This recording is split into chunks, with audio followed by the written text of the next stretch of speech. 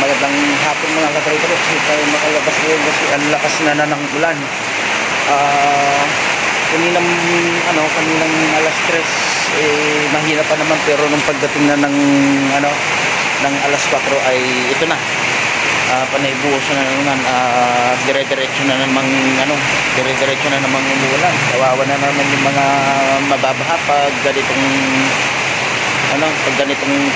ganito kalakas ang ulan na walang tigil. Ayan, at pupunta ako ngayon doon sa may terrace para tignan kung sa likod namin ay baha na. Nandito na nga tayo sa may terrace. Ayan, lakas na ng ulan.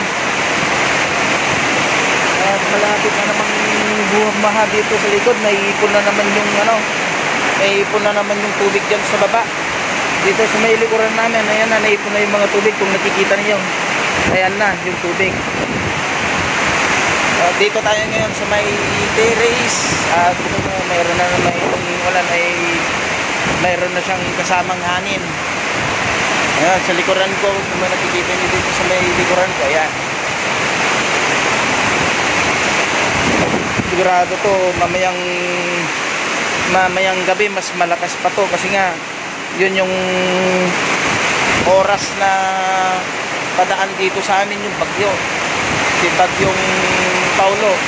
Ayan, nakikita nyo, ayan siya. Ang lakas na ng may kasamang hangin na itong bagyo. Kanina wala pa to pero ngayon na siya, may kasamang hangin na. Ang nakakatakot yung kaya yung mga nasa tabi ng bundok at saka yung tabi ng mga ilog, kaya mag-ingat po tayo. Mag-ingat po tayo sa mga ganitong kasi dire-diretso yung mag-ipon na naman yung mga tubig sa bundok. Kawawa na naman yung mga mababa ang lugar nila. Ayan mga katraytro, kung nakikita nyo, palakas yung hangin. Hindi ko lang alam kung anong signal na sa amin dito.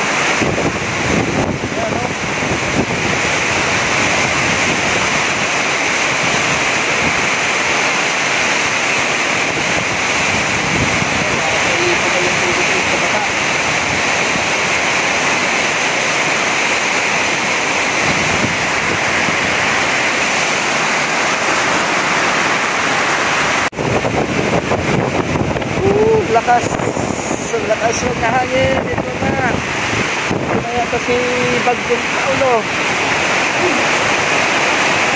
Anong oras na? Alas 5 na ng hapon. Lumalakas na yung hangin at saka ulan. Sigurado pag mamaya mas malakas pa to, kaya mag-ingat po tayong lahat. Ayan, hindi tayo makalapit dun sa kasi mababasa tong natin, yung cellphone natin. Kaya hanggang dito na lang muna.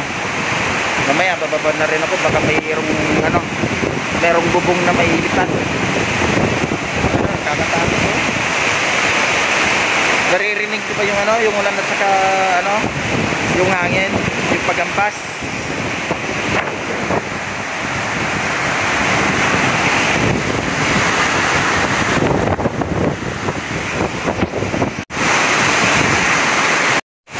Basag-basa na tayo.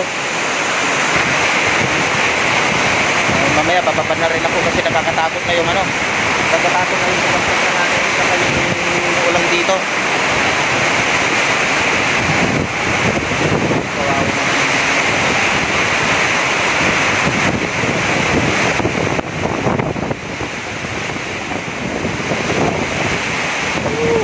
Bababa na tayo. Yan, basang-basa na tayo. At nandito na tayo sa baba. Kung nakikita nyo dito na sa baba, ang lakas ng dito.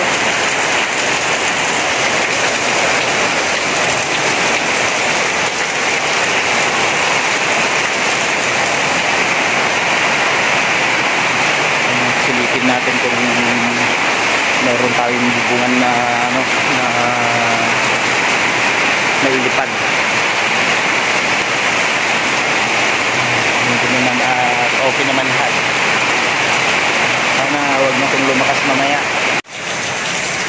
Yan, ang oras natin ngayon ay alas 6 na ng hapon at ganito pa rin ang ulan at meron na rin siyang kasamang malakas na hangin. Yan. At hindi pa rin nagbabago ang panahon. Hindi lang tayo makapag-video doon sa labas kasi nga cellphone lang yung gamit natin, baka mabasa. At mayroon na siyang kasamang malakas na rin na hangin. Pero sana wag nang magtuloy-tuloy ito para wala nang masiraan ng mga bahay. Yan, magandang gabi mga katroy-trops. At ito yung update ng bagyong Paulo ngayong gabi. At mayroon pabugso-bugsong hangin at pabugso-bugsong ulan na dala ng bagyong Paulo. Medyo lumakas ngayon kaysa kaninang hapon nung nag-video ako. Tignan natin dun sa kabila baka makakuha tayo. Hindi kasi tayo makalabas kasi nga cellphone itong gamit natin baka mabasa. At ito nga yung sinasabi ko kanina na meron siyang dalang hangin na pabugso-bugso at ulan na pabugso-bugso din. Kaya ingat po tayong lahat. Baka lalo na po diyan sa may mababang lugar. Yung mga binabaha at saka ingat din po tayo sa malapit sa mga may puno na matataas. Kaya tignan po natin yung yung mga puno natin diyan sa tapat ng bahay natin. Okay. Keep safe po lahat sa atin mga katroy-trops. Ayan. Hindi ko makuha yung ayan. Bugsong hangin at ulan.